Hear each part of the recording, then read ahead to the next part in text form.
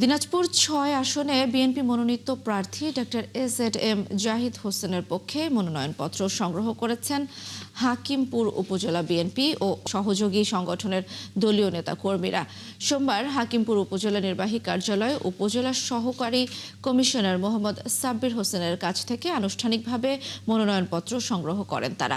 এ সময় হাকিমপুর উপজেলা বিএনপির সভাপতি ফেরদৌস রহমান বলেন, দিনাজপুর ৬ আসনের সর্বস্তরের মানুষের কাছে অধ্যাপক ডক্টর এজেড জাহিদ হোসেন একজন জনপ্রিয় ও গ্রহণযোগ্য নেতা। দীর্ঘদিন ধরে জনগণ ভোটাধিকার থেকে বঞ্চিত। অবাধ, সুষ্ঠু ও নিরপেক্ষ নির্বাচন অনুষ্ঠিত হলে বিএনপির প্রার্থী অধ্যাপক ডক্টর এজেড জাহিদ হোসেন বিপুল ভোটে জয়ী হবেন বলে আশাবাদী তারা।